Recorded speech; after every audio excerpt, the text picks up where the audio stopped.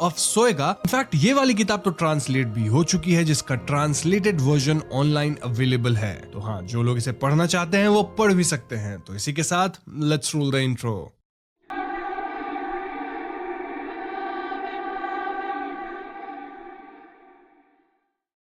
Book of सोएगा या अल्दारिया पुस्तक को 16th सेंचुरी में लैटिन भाषा में लिखा गया था, जिसे जादुई किताब के रूप में जाना जाता था। ये किताब किसने लिखी ये तो हम नहीं जान पाते हैं, लेकिन इसके साथ क्वीन एलिजाबेथ के प्रीस्ट जॉन डी का नाम जोड़ा जाता है। 16वीं शताब्दी में इस रहस्यमय किताब की एक कॉपी जॉन डी के पास थी, जिनके मृत्यु के बाद वो कॉपी आश्चर्यजनक रूप से गायब हो गई। लेकिन फिर हाल ही में 1994 यानी 1994 में ये ब्रिटिश लाइब्रेरी में पाई गई।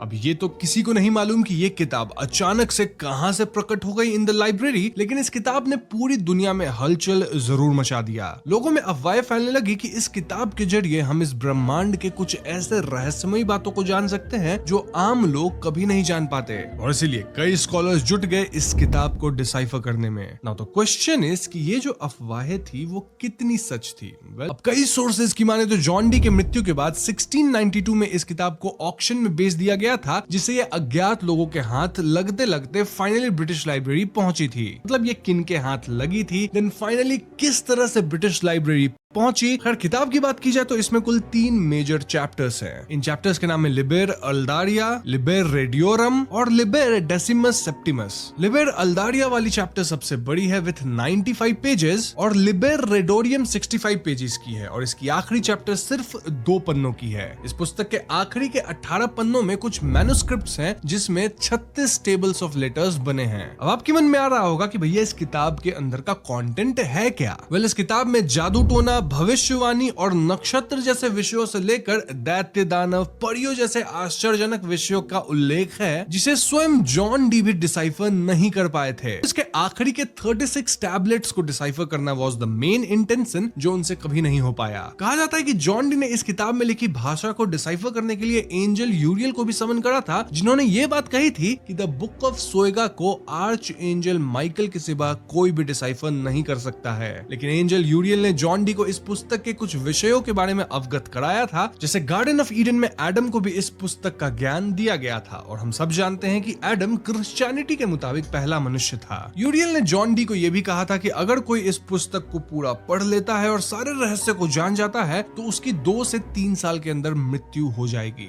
यही वजह है कि इस किताब को द बुक ऑफ डेथ भी माना जाता है। अब ये कितना सच है ये तो हमें नहीं मालूम, लेकिन हाँ, जॉन डी की मृत्यु 81 ईयर्स में हुई थी, जो कि रहस्यमय तो नहीं है।